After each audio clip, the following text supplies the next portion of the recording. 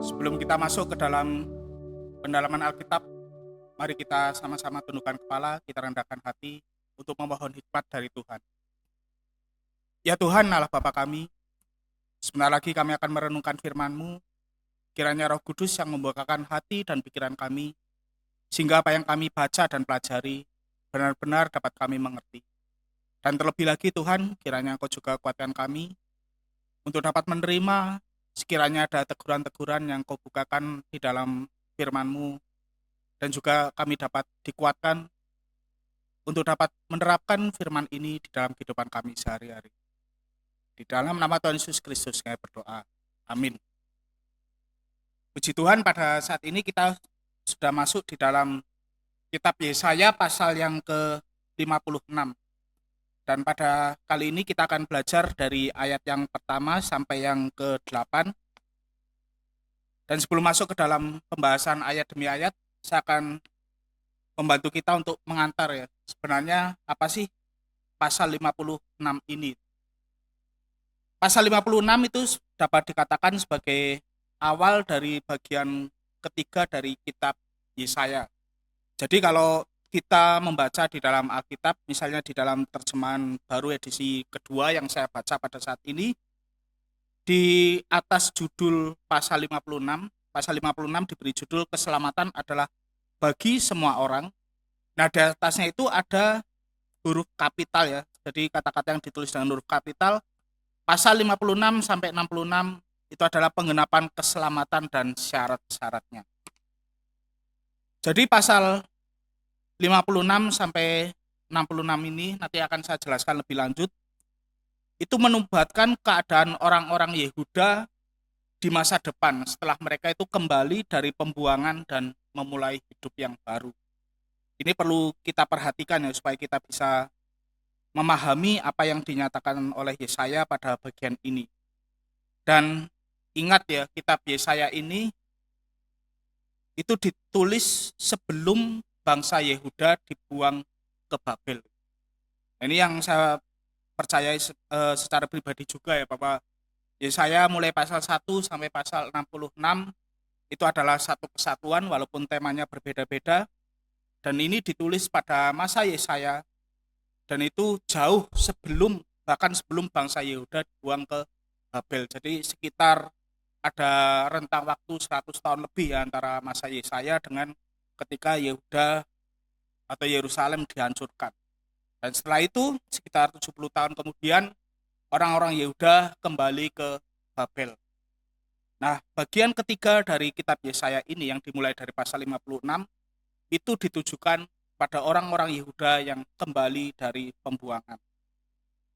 Dan kalau kita memperhatikan di dalam pasal 56 sampai 57, itu ada fokus yang berganti-ganti. Ini yang juga beberapa kali kita temui ya di dalam kitab Yesaya. Kita sering mungkin dibuat bingung ya kalau tidak benar-benar memperhatikan. Ini yang bicara Tuhan atau ini yang bicara Yesaya, misal seperti. Nah, kalau di dalam pasal 56 sampai 57 ini, itu fokusnya berganti-ganti antara orang-orang benar atau orang-orang yang merendahkan diri di hadapan Tuhan, lalu kemudian berganti ke orang-orang fasik atau orang-orang yang mengeraskan hati dan tidak mau kembali kepada Tuhan. Dan ada seorang penafsir yang kemudian menjembatani ya apa yang terjadi di dalam pasal 56 sampai 57 ini dengan yang dinyatakan oleh Tuhan Yesus di dalam perumpamaan tentang lalang dan gandum. Itu dapat kita baca di dalam Matius 13 ayat 24 sampai 30 dan kemudian ayat 36 sampai 43. Jadi sebelum kedatangan Kristus yang kedua, manusia di dunia ini itu kadang-kadang susah dibedakan apakah ini termasuk lalang, apakah ini termasuk gandum. Bisa saja di permukaan mereka terlihat sama-sama religius, sama-sama kelihatan saleh, tetapi siapa yang tahu di dalam hati mereka? Nah, kita sebagai orang percaya, kita diingatkan untuk bersyukur kepada Tuhan bahwa Roh Kudus telah memeteraikan kita sehingga kita dijadikan sebagai anak-anak Tuhan yang dijamin bahwa ketika Kristus datang kedua kali, Kristus menyatakan penghukumannya, kita itu pasti akan diselamatkan. Nah, ini tema keselamatan juga merupakan tema yang sangat menonjol di dalam kitab Yesaya. Kemudian Yesaya pasal 56 ayat 1 sampai 8 yang kita pelajari pada saat ini itu menyatakan pembalikan. Jadi kita akan melihat di dalamnya bahwa orang-orang yang dikebiri dan orang-orang asing, maksudnya orang-orang non-Israel, kalau mereka mau merendahkan diri, mereka itu akan diterima di rumah Tuhan. Mereka akan digabungkan bersama-sama dengan umat Tuhan lainnya. Nah, ini pembalikan ini yang akan sangat terasa dan ini yang kiranya menjadi berkat sekaligus dorongan bagi kita. Strukturnya saya mengambil struktur yang global ya, gampang. Jadi ayat 1 sampai 2 di situ terlihat adanya seruan untuk hidup dengan benar karena keselamatan Tuhan itu akan segera datang. Ini juga menjadi seruan bagi kita bahwa kita pasti nanti akan menerima keselamatan dari Tuhan. Tuhan sudah menyelamatkan kita dan kita akan menerimanya secara penuh ketika nanti Kristus datang yang kedua kali. Itu harus mengarahkan kehidupan kita sehingga kita itu hidup dengan cara yang berbeda dengan orang-orang di sekitar kita. Yang mereka tidak yakin apakah diselamatkan atau tidak. Yang mereka keliru di dalam mengambil jalan untuk diselamatkan. Kemudian bagian yang kedua yaitu ayat 3 sampai 8. Nanti kita akan pelajari di sini Tuhan menyatakan ada golongan orang yang tidak layak, tetapi mereka mau merendahkan diri dan akhirnya mereka itu akan diterima di rumah Tuhan, akan digabungkan menjadi umat Tuhan. Nah, ini kiranya menjadi panduan bagi kita ketika kita nanti akan memahami ayat demi ayat. Namun ada satu hal lagi ya yang akan saya paparkan sebelum kita masuk ke dalam pembahasan, yaitu bagaimana kita memahami kitab Yesaya. Saya juga beberapa kali dibuat bingung ya dengan bagaimana harus memahami kitab Yesaya dan kemudian juga kadang-kadang membacanya tetapi tidak mendapatkan berkatnya. Nah, ini minimal ada dua ya yang perlu kita perhatikan. Bagaimana kita bisa memahami kitab Yesaya dengan baik dan mendapatkan pengajarannya. Yang perlu kita ketahui adalah kalau kita melihat ya misalnya di dalam pasal 1 sampai 8 ini bentuknya adalah puisi. Dan ketika kita membaca bagian Alkitab yang berbentuk puisi, kita itu harus sadar bahwa kita itu membacanya harus dengan cara yang berbeda dibanding ketika kita membaca cerita-cerita ya, narasi, misalnya raja-raja, kisah Israel, kisah para rasul, itu kan bentuknya narasi. Ataupun juga surat-surat seperti surat Paulus. Nah, cara membaca puisi dan menggali makna dari puisi itu berbeda dengan cara kita membaca narasi. Misalnya sebelum kita masuk ke dalam puisi Ibrani, saya akan beri contoh kasus ya di dalam bahasa Indonesia. Ada orang yang bilang ya, satu gambar itu lebih bermakna dari 1000 kata. Itu ada benarnya tetapi tidak selalu benar ya kalau saya perhatikan ya. Misalnya ya kalau saya membaca sebuah novel, kemudian novel itu difilmkan. Nah, saya juga menonton filmnya. Kadang-kadang kalau sutradaranya imajinasinya kurang kuat, kurang pinter gitu ya, kurang canggih, visual efeknya juga kurang bagus, apa yang saya baca melalui kata-kata di dalam novel itu jauh lebih hidup dan lebih luar biasa dibanding ketika melihat filmnya. Melihat filmnya ternyata begitu dipaparkan gambarnya, wah cuma segini. Berbeda dengan ekspektasi saya ketika membaca novelnya. Nah, tetapi ketika ada sutradara yang betul-betul bisa menjembatani antara novel dengan film, itu banyak orang yang memuji, wah ini filmnya itu sesuai dengan apa yang dituliskan di dalam novel. Nah, puisi juga demikian Bapak Ibu Saudara sekalian. Kalau kita ingin memahami puisi, kita juga pertama-tama itu harus tahu mengapa sih suatu tulisan atau suatu ide, suatu gagasan itu dituliskan di dalam bentuk puisi. Kalau di dalam bahasa Indonesia ada ciri yang terkenal, yaitu adanya rima atau pola ya, pola bunyi di dalam baris-baris puisi. Misalnya contohnya salah satu puisi karya Chairil Anwar, ada barisnya yang berbunyi, aku ini binatang jalak, dari kumpulannya terbuang. Ada ada ang. Nah, itu di dalam puisi bahasa Indonesia banyak seperti itu. Nah, jadi ada pola yang indah yang dinyatakan di dalam puisi. Terus kemudian kalau saya baru-baru ini membaca buku puisi, kumpulan puisi dari Djoko Pinurbo, itu seorang penyair dari Indonesia juga. Dan dia itu menyatakan ya, ada satu baris yang menyatakan demikian. Jogja itu terbuat dari rindu, pulang, dan angkringan. Nah, ini kalau kita membaca kata-kata ini, diperhatikan gramatikanya, disusun jelimet gitu ya, seperti kita membedah sebuah tulisan seperti surat-surat Paulus, itu tidak akan mendapatkan feel-nya. Tetapi ketika kita mendekatinya dengan cara yang puitis, Jogja itu terbuat dari rindu. Orang-orang, terutama orang Jogja, itu mereka selalu kangen ya. Jogja itu ngangeni suasananya. Bagi yang pernah ke Jogja mungkin bisa merasakan seperti itu. Jogja terbuat dari rindu, pulang. Ya, orang-orang yang dari Jogja selalu kepingin pulang. Orang-orang yang pernah kuliah di Jogja katanya itu selalu pingin balik ke Jogja. Kemudian angkringan. Angkringan itu juga suasana malam di Jogja yang kelihatannya, yang feel-nya itu sangat enak. Nah, kalau kita bisa mendekati puisi, terus kemudian kita siap-siap membuka imajinasi kita, bahwa ketika ada kata-kata di dalam puisi itu bukan kata-kata yang secara literal harus diterjemahkan. Misalnya Jogja terbuat dari rindu, pulang, dan angkringan. Oh, berarti ini ada 3 unsur dan sebagainya. Nah, itu kita akan kehilangan maknanya. Tetapi ketika kita memahaminya dengan cara membayangkan suasana Jogja, apalagi kita sudah pernah ke Jogja dan merasakan nikmatnya Jogja itu, dari satu baris itu saja, imajinasi kita itu bisa melayang kemana-mana.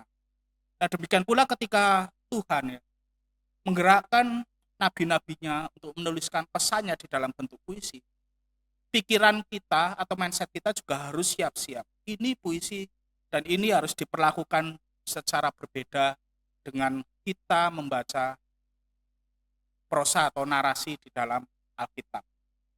Di dalam puisi Ibrani juga terdapat ciri khas agak berbeda dengan bahasa Indonesia, dan ini harus kita perhatikan benar-benar ya. Yang pertama adalah paralelisme atau pengulangan. Ini sering beberapa kali dibahas juga ketika kita membahas PA kitab Yesaya. Kalau di dalam puisi bahasa Indonesia banyak ditemukan pengulangan bunyi, tetapi kalau di dalam puisi-puisi Ibrani yang penting itu justru bukan pengulangan bunyinya, tetapi pengulangan baris-barisnya ya, kata-kata yang ada di dalamnya. Ada pengulangan yang bersifat sinonim. Jadi ada satu kata atau satu ide, kemudian di baris berikutnya kata tersebut diulangi lagi tetapi menggunakan kata yang lain atau menggunakan struktur kalimat yang lain, tetapi sebenarnya mirip. Nah, ini menggambarkan adanya penekanan. Kemudian juga ada pengulangan yang bersifat antitesis ya, atau kontras. Ada satu kata atau ide kemudian disusul lagi dengan ide yang berkebalikan. Kontras ini sangat berguna ketika ada suatu ide yang ingin dikuatkan. Jadi justru kontras atau kebalikan itu justru bisa menguatkan ide yang akan dinyatakan. Kemudian selain sinonim, antitesis, ada juga sintesis. Kata atau baris yang pertama, kemudian ada lagi kesejajarannya di baris yang kedua, menggunakan kata dan struktur kalimat yang berbeda, tetapi maknanya itu melengkapi atau memperdalam makna yang pertama. Jadi ada baris, kemudian disusul baris yang kedua, maknanya itu diperdalam. Nah, nanti kita akan melihatnya ya, contohnya di dalam pasal 56.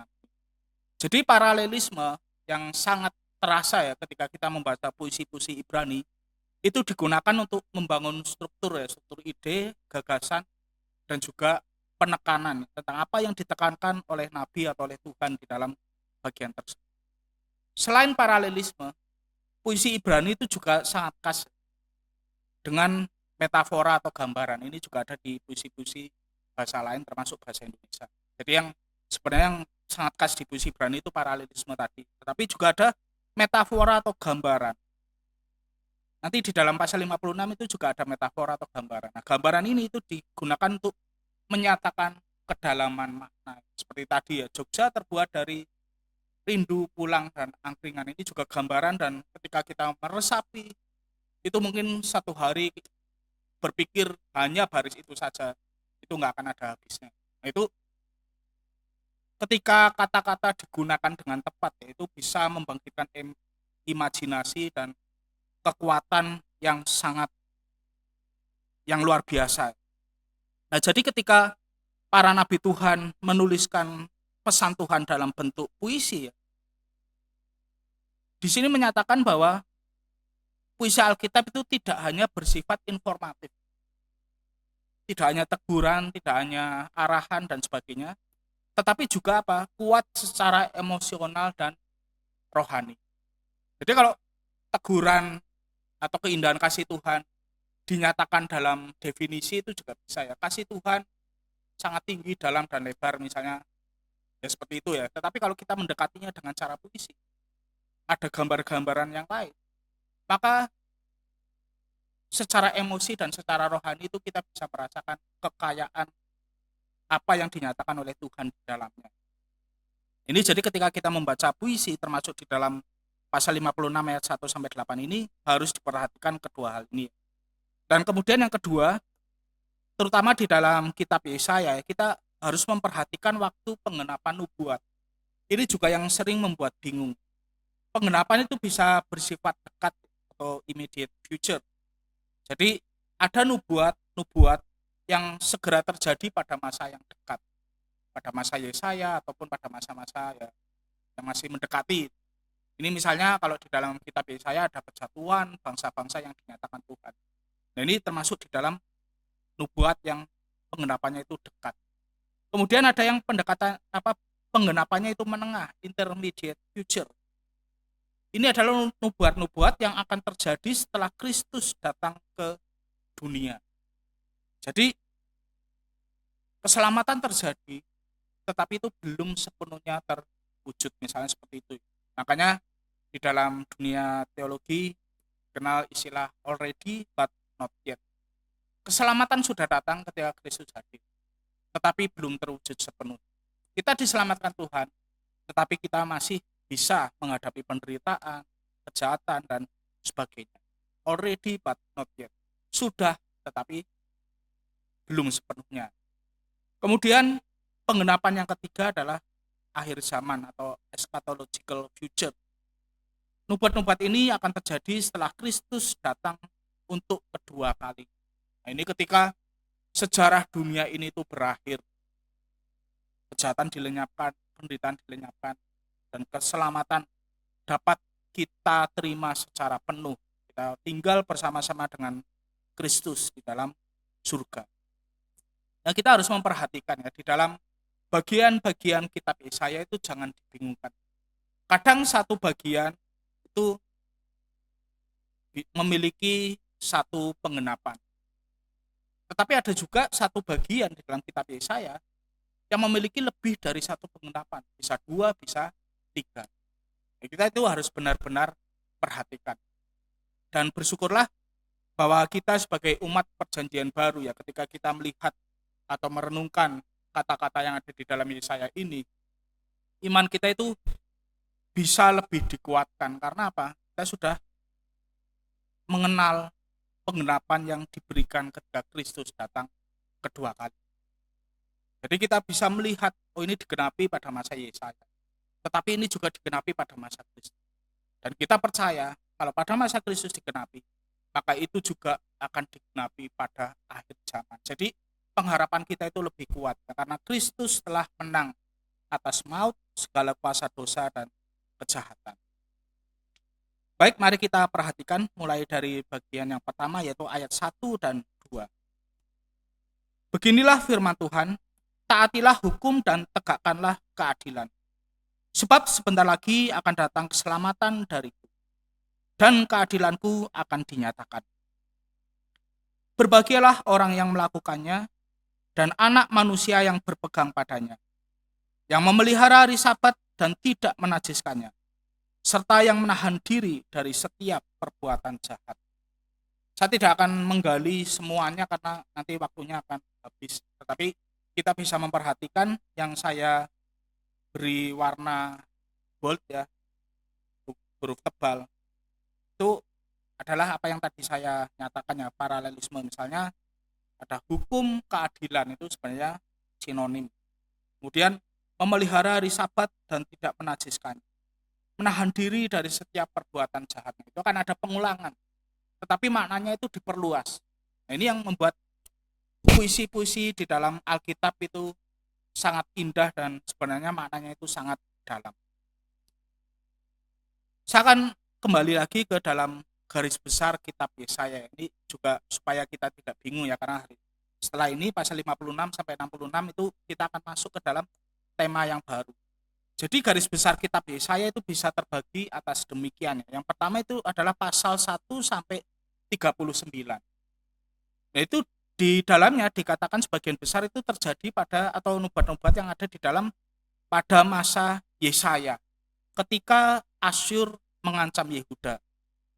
Ini jadi pada masa Yesaya, ingat ya, ketika kitab ini dituliskan, Yehuda itu belum dibuang ke Babel. Pada saat itu kerajaan yang kuat adalah Asyur. Dan nantinya Asyur dikalahkan oleh Babel dan kemudian Babel mengalahkan Yerusalem. Tetapi pada masa Yesaya, Babel itu belum menghancurkan Yerusalem. Nah, kemudian masuk ke dalam pasal 40 sampai 55. Ini adalah nubuat ya yang terjadi atau dinyatakan kepada orang-orang dalam masa pembuang. Ini ada penghiburan yang diberikan Tuhan kepada mereka dan kemudian di situ muncul tokoh Kores. Dan kemudian pasal 56 sampai 66 ini dituliskan. Jadi perhatikan kalau kita masuk ke dalam pasal 56 sampai 66, ini dituliskan kepada orang-orang Yehuda yang kembali dari pembuang. Jadi sudah dipulihkan dari pembuangan di Babel, tetapi di sini juga dinyatakan ada pemulihan yang lebih besar yang nantinya dinyatakan oleh Kristus dan kita akan nikmati ketika Kristus sudah datang yang kedua kali.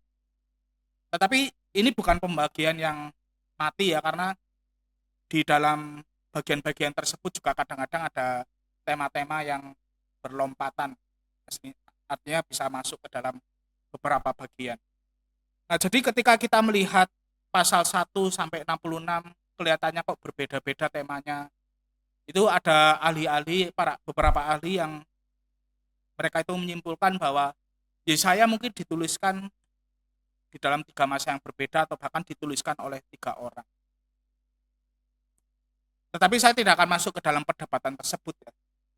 Yang saya paparkan adalah ada 2. Yang pertama adalah ketika manuskrip-manuskrip atau salinan-salinan kitab Yesaya itu ditemukan, itu bagian-bagian yang ini itu nyambung. Jadi tidak ada jilid-jilidnya. Misal kalau kita memiliki buku komik 10 jilid, kita kan tahu ini jilid 1, jilid 2, jilid 3, bukunya berbeda. Tetapi manuskrip-manuskrip atau salinan kitab Yesaya ketika ditemukan itu mereka tidak ada pembagian seperti ini ya. Jadi misalnya antara ayat 30, pasal 39 dengan pasal 40 itu ada di dalam satu dokumen, tidak terpisah. Nah, ini menguatkan bahwa sebenarnya kitab Yesaya itu dipandang sebagai satu kesatuan. Dan yang kedua, ketika Tuhan Yesus ataupun Paulus misalnya mereka mengutip Yesaya, baik dari Yesaya yang tema pertama, tema kedua, tema ketiga, di dalam perjanjian baru itu semuanya itu dikatakan perkataan Nabi Yesaya. Nah, jadi kalau di dalam perjanjian baru, di dalam Alkitab mengatakan 3 ini adalah dikatakan oleh Yesaya, saya lebih secara pribadi lebih menganut ke situ. Jadi tidak perlu dipusingkan dengan perdebatan-perdebatan yang ada. Loh, tapi kok bisa nubuat-nubuatnya itu begitu tepat ya, bahkan sampai nama orang, sampai nama Kores itu ada. Bahkan itu kan Kores sebenarnya ada jauh sebelum masa hidup Yesaya.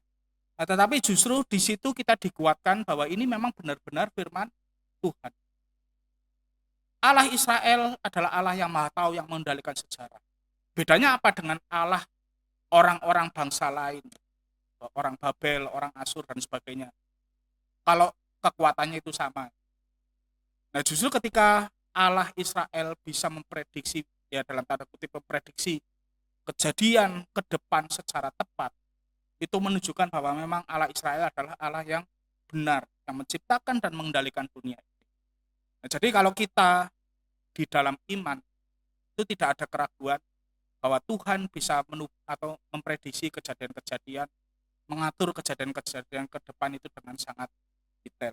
Itu bagi secara iman itu tidak masalah, tetapi secara literatur, secara dokumen itu kita bisa perdebatkan. Dan mungkin kalau sekarang itu sudah zaman AI sudah semakin maju, itu justru kita harus ya tahu juga dari AI ya, karena ada pola-pola.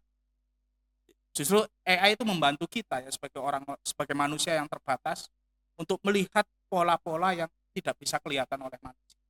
Nah, jadi saya belum pernah membaca ya, tetapi harusnya sih ada ya penelitian tentang dokumen Yesaya. Benarkah ini ditulis oleh satu orang? Kemungkinannya berapa persen? Dan sebagainya.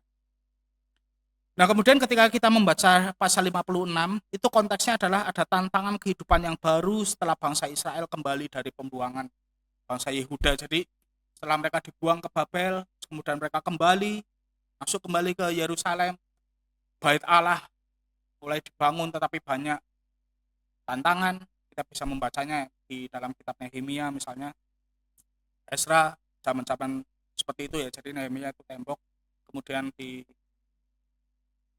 kitab Hagai. Nah, kita bisa melihat dari situ bahwa banyak tantangan. Ibadah mulai dijalankan, tetapi itu belum, kehidupan bangsa Israel itu belum sepenuhnya benar. Hati mereka kadang-kadang masih condong kepada ya kecemaran-kecemaran yang ada di sekitarnya. Bahkan karena ibadah mereka belum benar, ada orang-orang yang merasa terpinggirkan, merasa dikecualikan, tidak bisa masuk ke dalam persekutuan umat Tuhan. Makanya di dalam ayat 1 sampai 2 ini tadi kita membaca ada taati hukum, tegakkan keadilan, sinonim. Jadi orang-orang Yehuda yang sudah kembali dari pembuangan, mereka dipanggil untuk terus hidup benar. Karena apa? Tadi ada kata-kata keselamatan. Keselamatan Tuhan itu akan terjadi. Jadi kalau Tuhan menyelamatkan, Tuhan memimpin mereka, Tuhan menang, maka mereka seharusnya tidak takut ya, tidak takut dengan tantangan-tantangan yang ada. Dan ketika mereka merasa bahwa mereka diselamatkan, justru mereka itu harus hidup benar. Jangan sudah diselamatkan tetapi malah balik lagi kepada hidup yang penuh dosa dan kesesatan. Kemudian kita juga tadi membaca di situ bahwa keselamatan itu ditawarkan bagi semua orang yang melakukannya, yang berpegang pada Tuhan ya, pada kehendak-kehendak Tuhan. Ditawarkan kepada semua orang, bukan hanya bangsa Israel. Nanti di ayat-ayat selanjutnya kita akan lebih jelas dengan hal ini. Memang keselamatan ditawarkan bagi semua orang, namun keselamatan itu hanya dapat diterima bagi mereka yang merespons tawaran ini dengan datang kepada Tuhan. Keselamatan ditawarkan bagi semua orang, tetapi hanya dapat diterima bagi mereka yang merespon, yang datang kepada Tuhan, yang datang dengan penuh iman. Tetapi ingat ya, ketika mereka datang kepada Tuhan itu juga ada karya Tuhan di situ. Jadi Roh Kudus yang mengerahkan hati mereka memiliki kerinduan untuk datang kepada Tuhan. Nah, kemudian bagian yang kedua kita akan masuk mulai ayat yang ketiga. Saya akan baca dari ayat 3 sampai ayat 5 dulu. Ini tentang orang asing. Janganlah orang asing yang menggabungkan diri kepada Tuhan berkata, sudah tentu Tuhan hendak memisahkan aku dari umatnya. Janganlah orang yang dikebiri berkata, sesungguhnya aku ini pohon yang kering. Sebab beginilah firman Tuhan, kepada orang-orang kebiri yang memelihara hari-hari Sabatku, dan yang memilih apa yang ku kehendaki, dan yang berpegang kepada perjanjianku, kepada mereka akan kuberikan dalam rumahku, dan di lingkungan tembok-tembok kediamanku, suatu tugu peringatan dan nama yang lebih baik daripada anak-anak lelaki dan perempuan.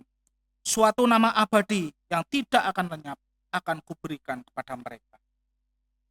Ini ada dua kelompok orang, orang asing dan orang yang dikebiri, yang merasa terasing atau dikecualikan dari ibadah kepada Tuhan. Dan di sini kita akan belajar yang pertama adalah tentang orang-orang yang dikebiri. Mereka tidak bisa menghasilkan keturunan lagi. Jadi kalau kita membaca kitab Taurat di dalam Ulangan 23 ayat 1 sampai 3, di situ nanti dikatakan bahwa orang-orang kebiri atau orang-orang yang dikebiri. Jadi sebenarnya pengebirian ini bukan budaya Israel tapi dilakukan oleh bangsa-bangsa di sekitar Israel juga, di sekitar Israel ya, karena mereka dihukum atau untuk melakukan tugas-tugas tertentu, maka mereka itu dikebiri ya, sehingga tidak bisa menghasilkan keturunan. Jadi menurut Ulangan 23 ayat 1 sampai 3, orang-orang yang dikebiri dan beberapa golongan asing, orang Moab dan sebagainya, itu dikecualikan dari ibadah, tidak boleh masuk ke dalam rumah Tuhan. Nah, bagian ini secara khusus menyoroti orang-orang yang dikebiri. Kita harus menempatkan diri kita atau membayangkan diri kita di dalam posisi mereka. Mereka itu dianggap cacat karena tidak bisa menghasilkan keturunan. Apa yang mereka rasakan? Hidup itu terasa hampa. Apalagi bagi orang-orang saat itu yang memiliki keturunan itu dianggap sebagai salah satu tanda berkat dari Tuhan atau kesuksesan. Jadi kalau sampai tidak punya anak ya, apalagi dikebiri ini kan berarti ya bukan terjadi secara normal, tapi dilakukan oleh orang lain. Hidupnya terasa hampa, bahkan dinyatakan sebagai bagaikan pohon yang kering. Ini adalah gambaran atau metafor. Kita bayangkan pohon yang kering itu seperti apa. Sudah mau mati, tidak ada harapan, mengenaskan. Nah, ini keadaan mereka itu seperti ini. Puisi Ibrani sangat kuat ya, dalam menggambarkan suatu keadaan. Nah, keadaan orang-orang yang seperti itu, kemudian ketika mereka ingin masuk ke dalam rumah Tuhan, ingin beribadah, tetapi mereka dihalang-halangi oleh orang-orang Israel pada masa itu ya. Tapi Tuhan memberikan pemulihan. Mereka kemudian dijadikan umat Tuhan dan Tuhan berjanji untuk tidak melupakan mereka. Jadi di sini dikatakan ada tugu peringatan dan nama. Jadi mereka akan diberikan tugu peringatan dan nama. Orang-orang yang tadinya tidak berpengharapan dijadikan kepada umat Tuhan. Mereka yang tidak memiliki keturunan, sejarah mereka itu akan lenyap. Tetapi Tuhan akan memberikan mereka tugu peringatan dan Tuhan akan memberikan warisan yang kekal kepada mereka. Nah, jadi ketika orang-orang yang dikebiri ini bisa dimasukkan, bisa tergabung bersama umat Tuhan, mereka itu sebenarnya mendapatkan berkat yang lebih baik daripada anak-anak lelaki dan perempuan. Secara jasmani mereka kekurangan, mereka menderita. Tetapi ketika Tuhan memulihkan, Tuhan itu memberikan mereka berkat yang jauh besar. Ini juga yang kita alami sebagai umat Tuhan pada masa kini, ketika kita mungkin merasa kehidupan di dalam dunia ini tidak sesuai dengan bayangan kita.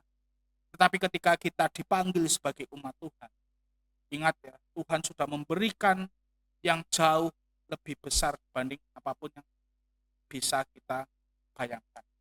Kadang-kadang orang Kristen, ya termasuk saya juga, itu lebih condong kepada berkat-berkat yang kelihatan mata, jasmani, tapi kadang-kadang kita lupa bahwa Tuhan itu sudah memberikan berkat yang lebih dibanding berkat-berkat jasmani. Ini yang peringatan yang dinyatakan oleh Yesaya pada bagian ini. Kemudian di situ ada dikatakan memelihara hari-hari Sabat. Artinya apa ya? Setelah mereka kembali dari pembuangan, bangsa Yehuda kembali membangun bait Allah. Mereka menghadapi banyak tantangan, mereka ingin beribadah tetapi ada tantangan-tantangan yang besar. Nah, jadi memelihara hari Sabat di situ merupakan pada saat itu ya, ketika umat Yehuda kembali dari pembuangan, itu bisa dibayangkan sebagai tanda kesetiaan pada perjanjian. itu mencerminkan hati mereka itu seperti apa. Mereka taat kepada Tuhan atau tidak. Nah, itu dibuktikan dengan apakah mereka beribadah pada hari-hari Sabat, menguduskan hari-hari Sabat, atau mereka malah mengabaikan hari-hari Sabat, mengabaikan ibadah, dan mencemarkan kehidupan mereka. Jadi memelihara hari Sabat itu sebagai semacam yang bisa menjadi pembuka dari keadaan rohani hati mereka itu seperti apa. Jika mereka meninggalkan hari Sabat, tidak lagi datang ke rumah Tuhan, itu berarti mereka itu sudah jelas mereka itu tidak taat kepada Tuhan. Kondisi hati mereka itu jauh dari Tuhan. Nah, jadi orang-orang yang dikebiri ketika mereka mau menguduskan hari Sabat, mereka menjalankan apa yang dikehendaki Tuhan, mereka berpegang pada perjanjian Tuhan. Kalau mereka mau melakukan, maka mereka akan dimasukkan ke dalam umat Tuhan. Ini adalah janji pemulihan yang tadinya dipinggirkan, tetapi ketika ada pertobatan yang sejati, Tuhan membukakan tawanan kepada mereka untuk mendapatkan keselamatan. Nah, kemudian yang kedua adalah orang-orang asing, ayat 6 sampai 7. Orang-orang asing yang menggabungkan diri kepada Tuhan untuk melayani Dia, untuk mengasihi nama Tuhan, dan menjadi hamba-hambanya. Semua yang memelihara hari Sabat dan tidak menajiskannya, dan yang berpegang pada perjanjianku, mereka akan kubawa ke gunungku yang kudus, dan akan kuberi kesukaan di rumah doaku. Aku akan berkenan pada kurban bakaran dan kurban sembelihan mereka, yang dipersembahkan di atas mezbahku, sebab rumahku akan disebut rumah doa bagi segala bangsa. Ini golongan orang kedua yang pada saat itu nantinya juga akan dikucilkan oleh orang-orang Yehuda di dalam ketika mereka kembali dari pembuangan. Orang-orang asing, yaitu non-Israel, ya, bukan keturunan Israel, itu dikucilkan dan tidak diperbolehkan masuk ke dalam rumah. Tetapi ketika Tuhan menyatakan keselamatannya, menyatakan pemulihannya, maka mereka itu diperbolehkan masuk ke dalam rumah Tuhan, bahkan mempersembahkan kurban. Jadi ada kesejajaran, misalnya Tuhan itu menggabungkan orang-orang asing, itu ada yang menggabungkan diri kepada Tuhan. Ada di antara mereka yang melayani Tuhan, mengasihi nama Tuhan, bahkan menjadi hamba-hamba Tuhan. Ini ada kesejajaran yang semakin membuat kita mengerti. Walaupun mereka orang asing, tetapi hati mereka berpaut kepada Tuhan. Nah, orang-orang seperti itu tidak boleh dikucilkan dari persekutuan umat Tuhan. Dan Tuhan menyatakan di sini ada rumah doa bagi segala bangsa. Ini adalah visi keselamatan Tuhan yang menjangkau semua orang yang ada di dunia ini. Jadi visi keselamatan Tuhan itu bersifat global. Mungkin kita dulunya berpikir bahwa Injil bagi segala bangsa itu baru dinyatakan di dalam perjanjian baru.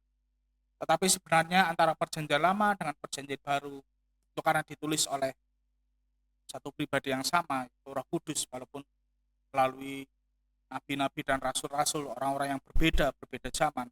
Tetapi ada satu konsistensi, bahwa Tuhan ingin semua orang itu diselamatkan, tidak hanya orang Israel.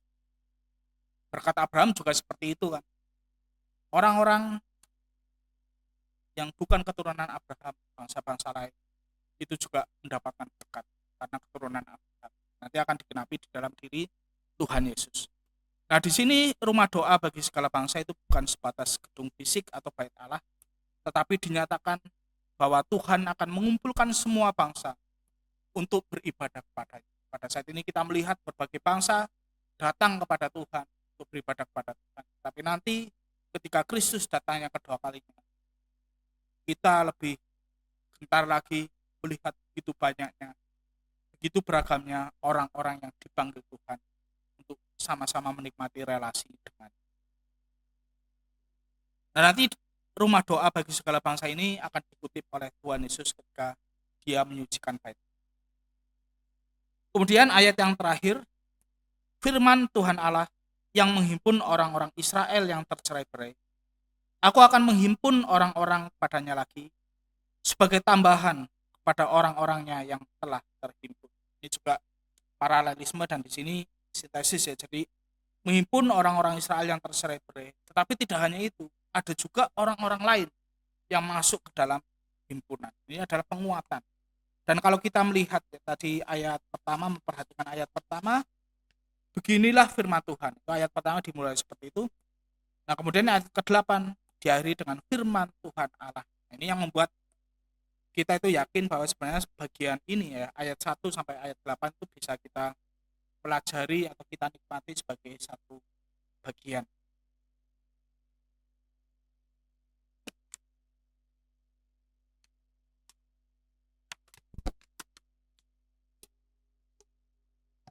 Di sini dinyatakan bahwa menghimpun orang-orang Israel yang tercerai-berai, Tuhan juga menghimpun orang-orang kepadanya lagi, yang menambahkan lagi. Jadi tidak hanya orang-orang Israel yang ada di dalam pembuangan, orang bangsa Yehuda, keturunan Israel, mereka akan kembali dari pembuangan dan bergabung dengan umat Tuhan di Yerusalem. Tetapi juga apa?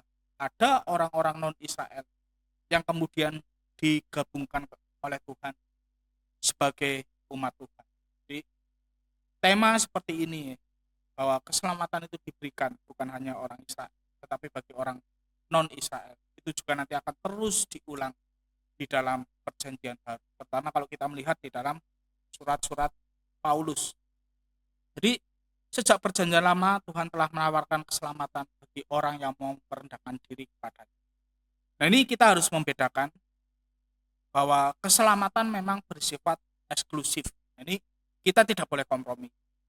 Alkitab menyatakan bahwa tidak ada keselamatan di luar Yesus. Eksklusif. Kita tidak boleh kompromi. Tidak ada semua jalan menuju Roma kalau dalam hal keselamatan. Tidak. Hanya satu jalan, yaitu Yesus. Namun kita tidak boleh bersifat eksklusif sehingga kita itu menutup diri kepada orang-orang tertentu sehingga terang Tuhan itu tidak terpancar. Kesalahan orang-orang Israel ya, bangsa Yehuda pada masa itu, mereka itu eksklusif, ada menganggap orang asing itu tidak layak, menganggap orang-orang yang dikebiri tidak layak dan sebagainya. Tetapi Tuhan nyatakan tidak boleh bersifat seperti itu karena Tuhan ingin semua orang yang bertobat kepadanya, apapun latar belakang mereka, itu bisa bergabung menjadi umat. Jadi kalau Tuhan sudah mengumpulkan yang tercerai-berai, apakah kita itu justru malah mencerai-beraikan? Memang di dalam kehidupan masa kini tidak ada orang, mungkin kita tidak akan melihat orang-orang yang dikebiri atau orang-orang asing juga mungkin jarang kita lihat, tidak relevan, tidak terlalu relevan bagi kita pada masa ini. Namun bagian ini juga bisa diterapkan pada masa kini. Kita harus merenungkan apakah ada orang-orang yang selama ini sering kita rendahkan di dalam komunitas iman, di dalam gereja kita. Orang-orang yang selama ini mungkin kita pikir, wah orang kayak itu sih nggak mungkin selamat lah, nggak mungkin bertobat, nggak mungkin jadi baik. Nah, jangan seperti itu. Karya Tuhan itu bisa mengubah hati sekeras apapun. Dan juga darah Kristus itu membasuh dosa sekelam apapun. Ada orang yang terkenal jahat atau dosanya begitu mencolok. Ada orang-orang yang hidupnya terlihat sangat jauh dari standar Tuhan. Bahkan kita juga mungkin meremehkan, wah orang Kristen kok seperti itu, dan sebagainya. Atau ada orang-orang yang secara status sosial dipandang tidak setara dan sebagainya. Nah, bagaimana kita memandang orang-orang seperti ini? Apakah kita membatasi diri atau kita justru merangkul mereka? Nah, marilah kita sebagai gereja, firman ini juga mengubah cara pandang kita sehingga kita itu harus merangkul orang-orang dari segala macam latar belakang. Bahkan orang-orang yang dosanya sekelam apapun, ketika mereka bertobat, mau mendengar Injil, datang pada Tuhan, kita harus terima. Saya ada satu bagian ya di dalam ayat tadi tentang rumah doa segala bangsa itu dikutip di dalam Markus 11 ayat 15 sampai 17. Di situ dikisahkan ketika Yesus dan murid-muridnya masuk Yerusalem, ketika masuk ke Bait Allah, Yesus itu mengusir orang-orang yang berjual beli di halaman Bait Allah. Yesus marah, membalikan meja-meja penukar uang, bangku-bangku pedagang merpati, dan Yesus tidak memperbolehkan orang membawa barang-barang melintasi halaman Bait Allah. Dan perhatikan ada kata satu frasa ya di dalam kitab Yesaya yang baru saja kita baca. Yesus marah. Yesus berkata, bukankah ada tertulis, rumahku akan disebut rumah doa bagi segala bangsa. Namun kamu ini telah menjadikannya sarang penyamun. Ini kalau kita membaca secara sepintas, nggak menggali konteksnya dari Yesaya itu seperti apa, kita itu bisa terjatuh pada pemahaman misalnya yang paling umum adalah ayat ini itu melarang jemaat jualan di gereja, ada pasar atau apa gitu. Dilarang karena ada ayat ini Tuhan marah kepada para pedagang Bait Allah. Tetapi sebenarnya kalau kita melihat konteks Yesaya, rumah doa bagi segala bangsa, dan di situ Yesaya itu sedang menegur ya orang-orang Yehuda yang nantinya kembali dari pembuangan. Mereka menghalang-halangi orang asing. Mereka menghalang-halangi orang yang dikebiri. Dan ketika Yesus masuk ke Bait Allah, ada pedagang-pedagang, ada pemuka-pemuka agama di situ yang mereka menghalang-halangi orang-orang yang bukan Yahudi untuk beribadah kepada Tuhan. Itulah yang menyebabkan Yesus marah. Jadi Yesus mengancam sistem ibadah yang menyimpang dan menghalangi orang untuk datang kepada Tuhan. Ini pelataran bagi orang-orang di Bait Allah itu ada pelataran bagi orang-orang non-Yahudi, dan di situ digunakan untuk berjual beli sehingga orang-orang yang bukan orang Israel mereka tidak bisa datang ke Tuhan. Nah, itulah yang membuat Yesus marah. Dan ketika kita memahami, oh Yesus mengutip rumah doa bagi segala bangsa, ayat itu ditujukan bagi orang-orang Yehuda yang kembali dari pembuangan dan menghalangi orang-orang tertentu untuk masuk dalam keturunan Tuhan. Nah, kita baru mengerti Yesus tidak sekadar melarang jualan di gereja, tetapi Yesus ingin bahwa rumah Tuhan itu harus terbuka bagi semua golongan. Dan kita, orang-orang yang sudah terhimpun dalam umat Tuhan, kita juga harus membuka diri bagi semua golongan orang. Ada dua pelajaran penting bagi kita. Ini puisi memang sangat dalam, sangat kaya, tidak mungkin bisa diringkas. Tetapi sama saja kita untuk paling tidak ya ada sesuatu yang bisa kita pelajari secara singkat. Yang pertama adalah orang-orang yang telah dipersatukan Tuhan harus hidup sesuai standar Tuhan ini, seperti di dalam Efesus 2 ayat 10. Jadi kalau kita sudah dipersatukan Tuhan menjadi umat Tuhan, sudah menjadi umat Tuhan, kita diselamatkan oleh Tuhan, maka kita itu harus menjalani hidup yang benar, bukannya hidup yang sembarang. Jangan sampai kita sudah diselamatkan tetapi malah balik lagi ke dalam dosa. Itu kayak orang yang jatuh ke lumpur, pakai pakaian bersih, jatuh ke lumpur, sudah diangkat, tapi dia masuk lumpur lagi. Itu sebenarnya dalam tanda kutip nonsens ya, tidak masuk akal itu. Orang yang sudah dibersihkan kok malah balik ke kubangan lumpur. Nah, ini teguran bagi Tuhan ya, kepada kita juga. Dan kita juga harus tetap teguh untuk tidak kompromi dengan kecemaran bumi. Ada kalanya susah, ada kalanya berat, tetapi ingat ya, kita harus menjalani hidup seperti pasal 1 ayat 1 dan 2 tadi. Tuhan sudah menyelamatkan kita dan kita akan menerima keselamatan yang penuh dari Tuhan. Karena Tuhan akan menyelamatkan kita secara penuh, Tuhan sudah menyelamatkan kita, maka kita mampu melewati segala tantangan dan godaan di dalam dunia. Jaminan keselamatan itu yang membuat pengharapan kita itu tidak pernah pudar. Kemudian pelajaran yang kedua, Tuhan itu mengumpulkan orang-orang dari semua golongan, bahkan mereka yang dianggap tidak layak. Yesus 2 ayat 13-14. Di Kristus merobohkan tembok pemisah Kemudian di dalam Markus 2 ayat 17, ya Tuhan memanggil bukan orang sehat tetapi orang sakit. Kemudian Lukas 14 ayat 21 sampai 23, ada orang miskin, orang cacat dan sebagainya itu dikumpulkan oleh Tuhan. Nah, jadi sekelam apapun kondisi hidup kita, sekelam apapun dosa yang sudah pernah kita lakukan, datanglah kepada Tuhan. Dan kemudian yang kedua, kalau Tuhan sudah mengumpulkan orang-orang dari semua golongan, kita itu jangan sombong rohani, jangan menutup diri terhadap orang-orang tertentu, merendahkan mereka. Kabarkan Injil dan terimalah semua orang tanpa pandang bulu. Kita tidak boleh sombong rohani, kita harus merangkul semua orang yang ingin mendengar kabar baik. Tetapi yang kedua, kita juga tidak boleh minder. Jangan sampai menjadi orang Kristen yang minder. Karena apa? Minder berarti kita masih berpusat pada diri kita yang terbatas. Tetapi marilah kita menjadi orang Kristen yang pemberani. Karena apa? Kita memiliki harta yang luar biasa, yaitu keselamatan Kristus. Kita memiliki pesan yang luar biasa, yang sangat sayang untuk tidak disampaikan, yaitu kabar baik. Allah adalah Tuhan dari semua individu, bangsa, dan sejarah. Ini kutipan dari Stephen Miller. Dan kalau kita melihat di dalam Yesaya, tadi juga digenapi. Ada keselamatan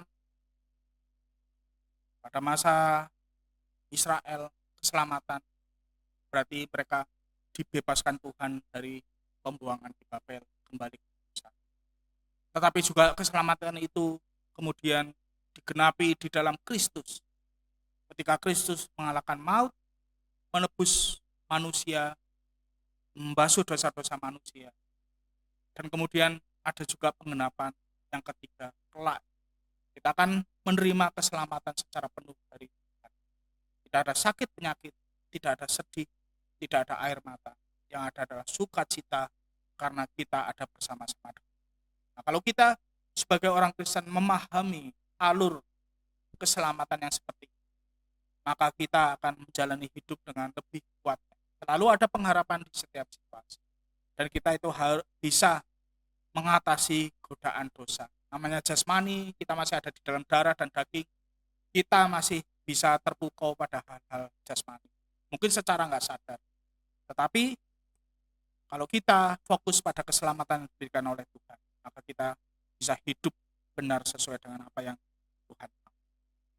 Ada pertanyaan yang bisa kita renungkan.